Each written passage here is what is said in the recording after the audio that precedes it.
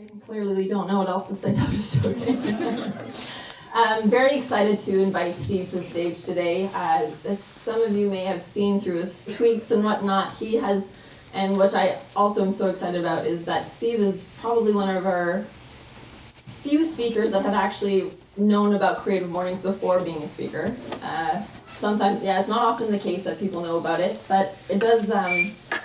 Steve has known about it before I have. So back in the day when it started, it's something that, and I'm sure he's going to speak to this more, that kind of helped drive his career, helped inspire his love for design. So he heard about them in New York and kind of knew about Tina, our founder, and was really following her journey and the growth that Creative Mornings took at that time as well. So when it came to Ottawa, it was very exciting. There was we've had a lot of different paths in the past 5 years. We've had very different trajectories, and to be back here and to be able to invite Steve, I think is really exciting for me, especially as a friend and past colleague. So, and I also just think I was writing down all of his titles. I was like musician, artist, art developer, partner, director, I could have kept going. And I was like, maybe he'll give me a hard time if I do all this, but it's too late now. Anyways, I'm very excited and honored to welcome Steve to the stage, please, everybody.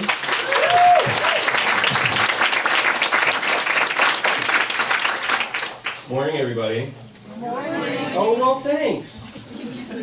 This is, of course. Let's open the presentation. So guys, as Max just said, this is the coolest fucking thing in the world. This is super dope. I'm swearing now because it'll be edited out, I hope.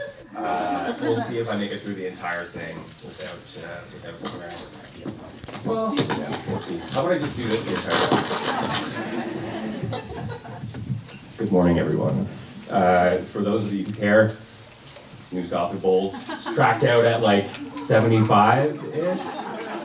Some designers in the room, that's just for you. So it's Christmas in 1990. Christmas in 1990, I am 6 years old. I'm 6 years old, and my brother's fussing about with the new Nintendo. My parents are fussing about with the finances around the new Nintendo. I'm gonna be doing this a lot. My dad's here, it's the coolest fucking thing, and I can't make eye contact with him. He was a year younger than I was when this picture was taken, so that's kind of cool.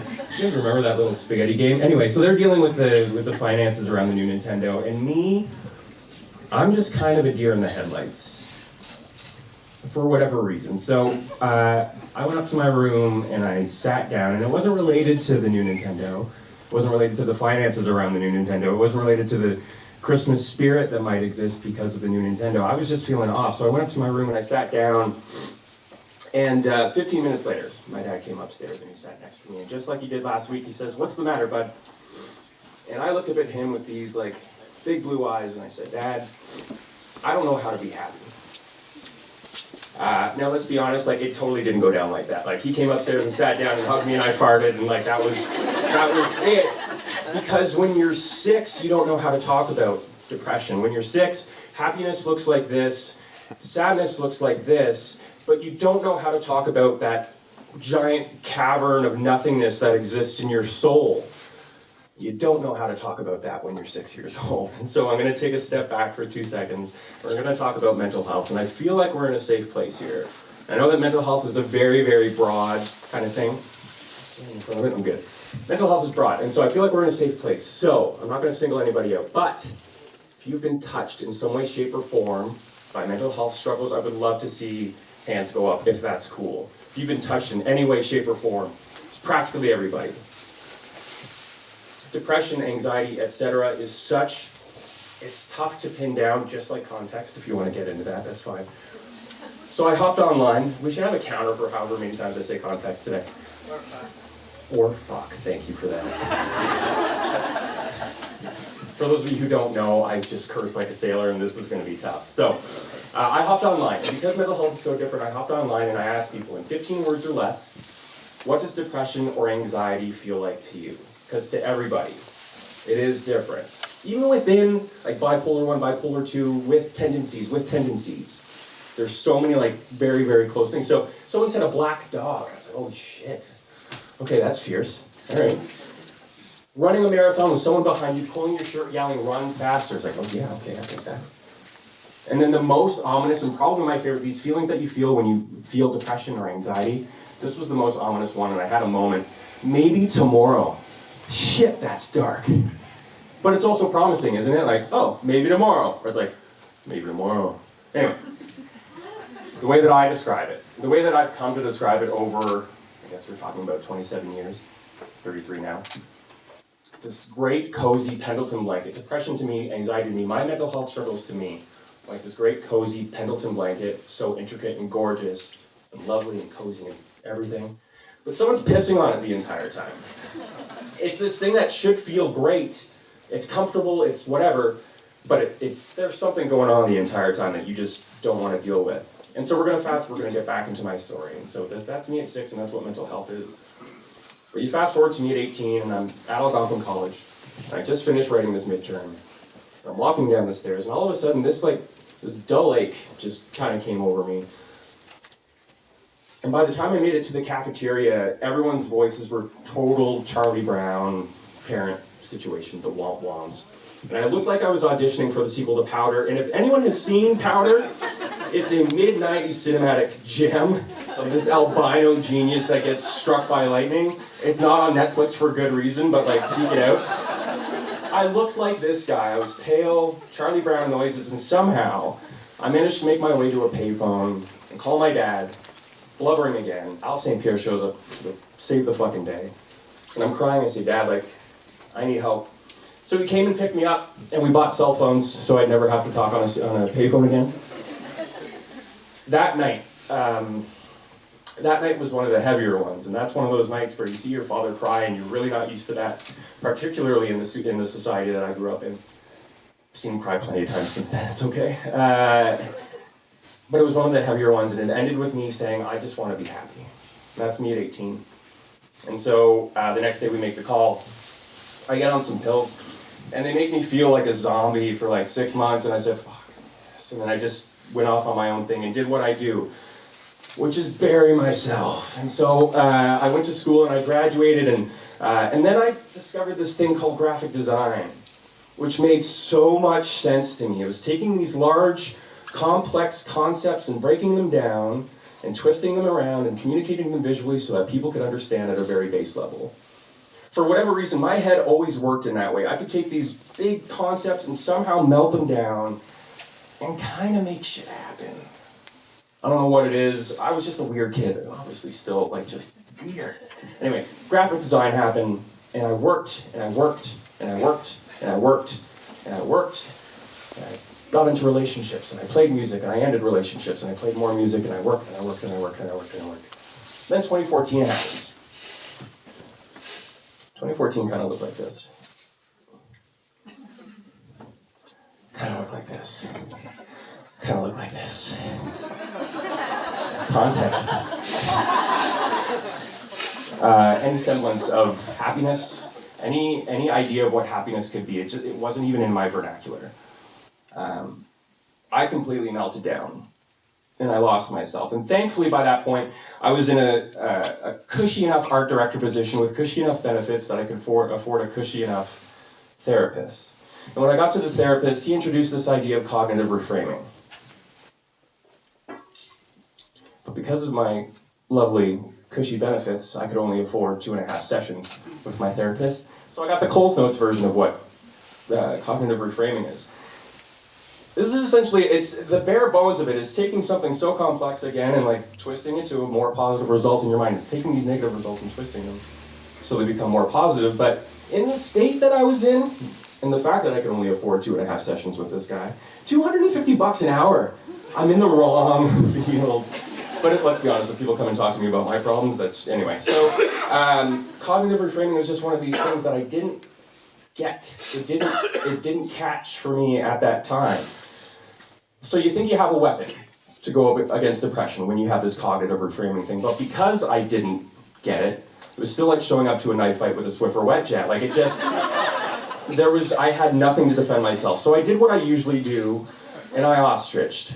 I put this slide in because it feels like your typical like PowerPoint bullshit slide, so just the one in there for everybody. So you feel like you're at the office. But I ostriched. I worked, and I worked, and I worked, and I worked, and I worked, and I worked. Because that's what I do. And then you'll never guess, you guys will never guess what happened 10 months ago.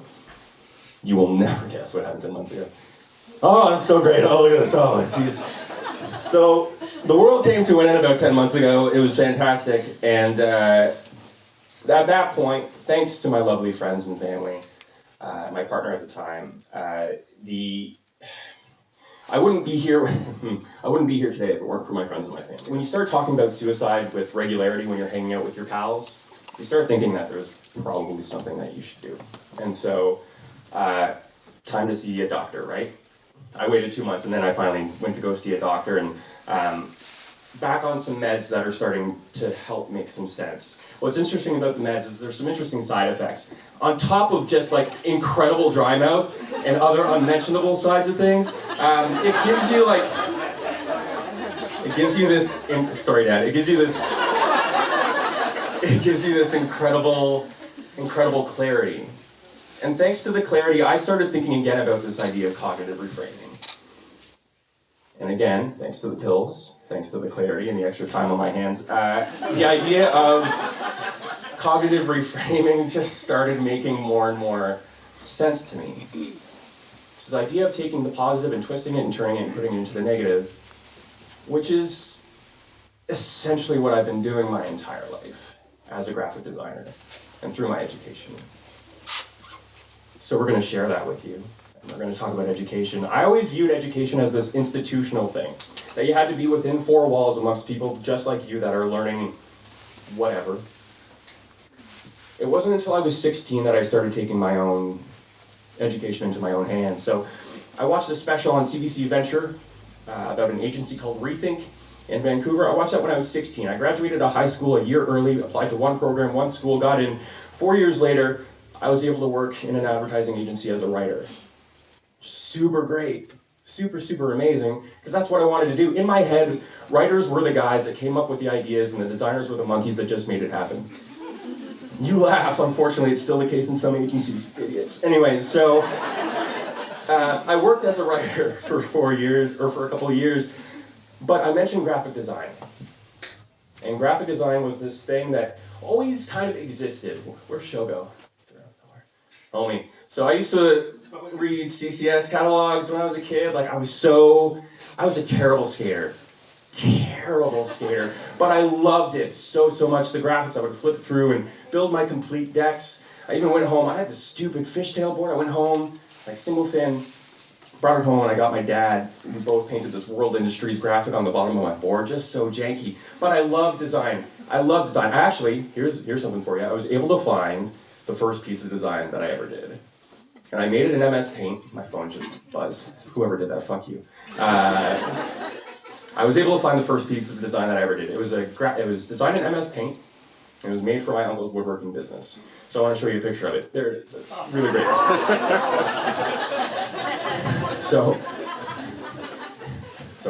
So I fell in love with design. All that to say that I fell in love with design. And I started looking at, and I had left school and I had this piece of paper that said that I could work as a writer, and that was so great because that's all I really ever wanted to do. But design it clubbed me on the side. It made sense to me, but because I thought that education and learning and to become a graphic designer, I would have to go back to school. I didn't want to do that. Why do I have to go back to school to pursue this passion that seems to just exist? I don't have the money, I don't have the time. I felt like I didn't have the time, let's be honest. We have all the time in the world, right? And so I reframed my own education. I decided to tackle this thing in my own way. So I bought books, and I watched lectures, and I bought way more books. Dad, did I just hear you? Yeah. How many books? Too many. Too many books.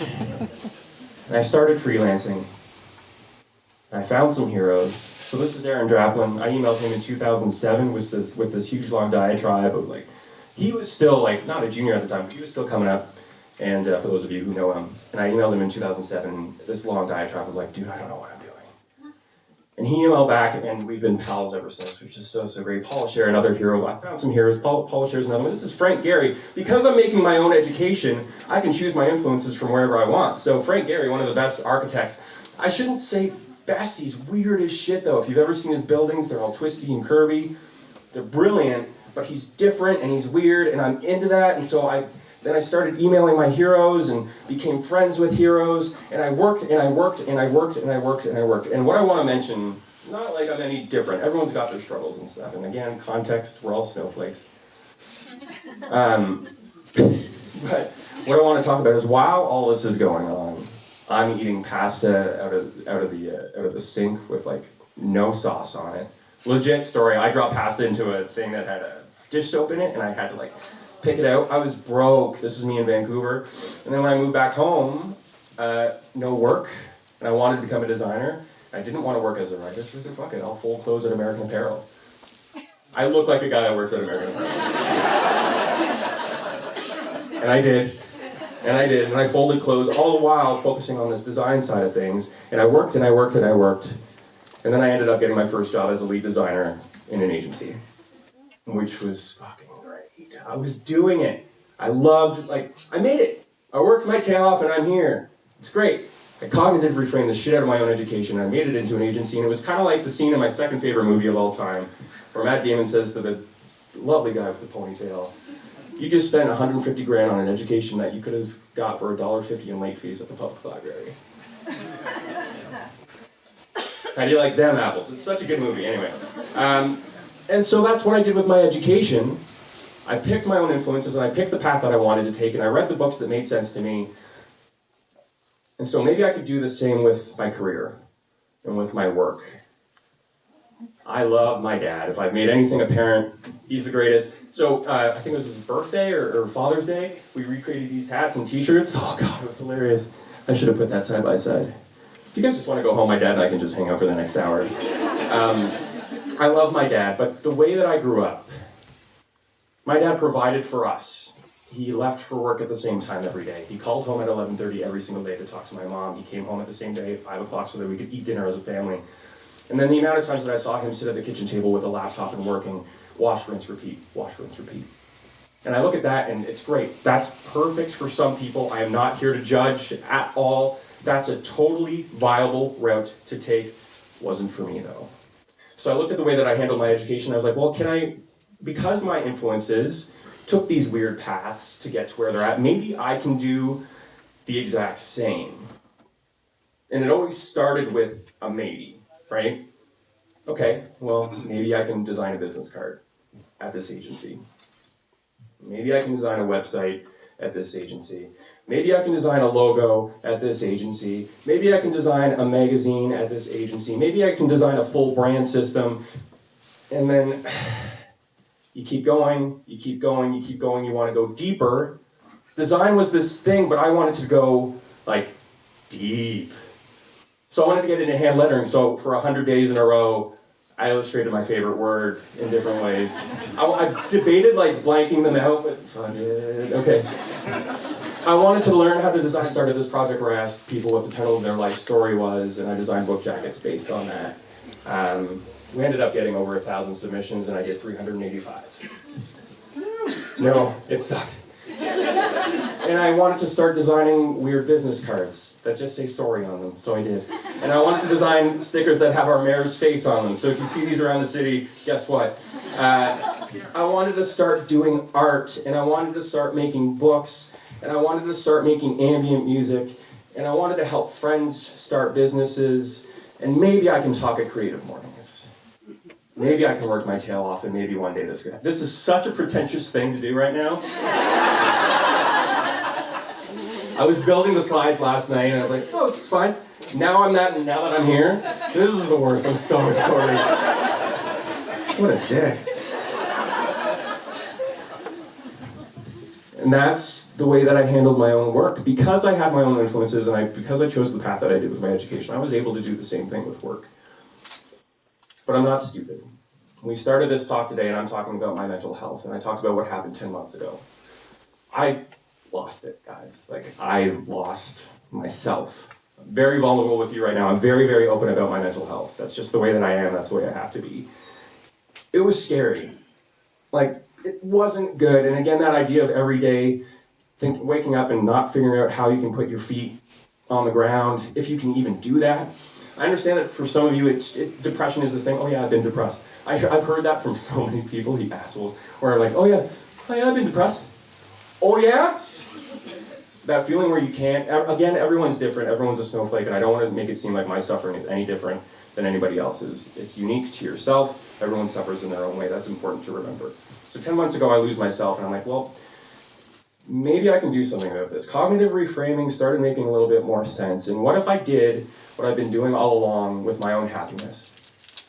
What if I took this idea of happiness, which is this grandiose thing, and break it down into a way that makes sense to me? Because I'm me, I've grown up in my experiences and everything like that, I've done what I've done, and maybe like breaking this down, maybe this will be a way that I can kind of handle my shit. So everyone looks, these are just letters that are put together, but the amount of power that this word holds is huge. And like, to everybody, like, society, this is what happiness looks like. Can I ask some people, like, just shout it out. When you think of happiness, what do you think of? Just shout it out, that's fine. Pizza. I heard Jamie Chronic, who said pizza? Yes! Anybody else? Like, happiness, petting a dog, like warm socks. Chocolate chip cookie. Family's great. Family is awesome. Family's really great. Could be listening to Joni Mitchell. Oh, yeah, I could be listening to Joni Mitchell. Such a babe, I still would. It could be watching the 1997 Mankind Undertaker Hell in a Cell match over and over again. But this idea of happiness was something that like had completely eluded me until I took a second and said, well, hey, hang on. Here's what I did with my education, here's what I did with my work, and let's break down happiness. So what is happiness to me? It sounds so simple, but guys, I swear to you, I have never done this in my life. Taking a second to understand these things that bring me joy and bring me calm. And I've been working my entire life. Music, work, relationships are work. God, they're work. And happiness was this thing just like always just eluded me. And I took a second and I made a list. And if it's cool with you guys after I go through all the bullshit that I went through, I'd love to share with you the things that make me happy, if that's all right. Because we figured it out, maybe you guys will find some stuff in there. I love pancakes. Like, it's really that simple, but pancakes are awesome. I've been making so many pancakes. It's great. This is my grandfather, Bud. Bud's the greatest guy in the world, still around. But we want to talk about context, and we want to talk about people who work their tail off their entire life. Bud says that he never worked a day in his life. He worked at the CBC. He worked as an editor. If you look up Bud Neat on IMDb, he's the only guy in there. Like, it's great. It's super awesome. Bud's the best, and that's me. That's weird. I've really got into art, and it's taking the time at the end of my workday, which could be 2 a.m., it could be whatever, but going out into my studio and painting and making stuff. Getting your hands dirty is the coolest thing in the world, and I started making weird art, and there's an art show up at Citizen right now if you want to go and check it out. If you're watching this online, it's over, so don't go to Citizen. Actually, still go. Getting back into reading has been the greatest. I used to have stacks of books next to my bed, but taking a second and going to bed at a decent hour sometimes and taking a second to read has been so incredible, and calming the hamsters down that exist up here. That's how I describe my brain to most people. It's just always hamsters. But we're starting, Joan Didion specifically, her writing has completely floored me. If you haven't read the White Album, I highly recommend it. But what she did is she took Hemingway and she twisted him into a point that made sense to her, and she started writing all these books. There's an amazing documentary on Netflix about her right now that I highly recommend. I watch movies. This is the greatest movie ever made. If you haven't seen it, I highly recommend it. I watched it last night to calm my shit before doing this. It's just one of those things that bring me joy. And again, it's taking the time, because I never felt like I had enough. But taking 2 hours to watch this brilliant piece of film, I'll do it. I've gotten really into gardening too, guys. Really into gardening. So this idea of happiness is something that, again, it's gonna go online. Like, I feel kind of bad. I don't feel bad, it's fine. This idea of happiness is finally something that's starting to make sense to me. Finally. After all these years of sorting out what seem to be these complex things, of sorting out your career and sorting out your education, this thing that seems so simple has eluded me for 33 years, we're finally there. And so, I say we're finally there, like I'm happy, jeez.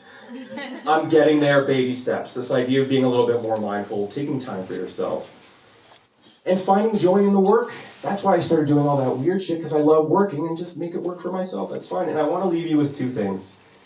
I don't know how long I've been talking, but it feels like forever. We're good? Great. I want to leave you with two things. The first one's going to be super hokey, and it's going to sound like a guided meditation that I listened to last night. Remember that bringing yourself to the table is enough. Sometimes showing up is enough.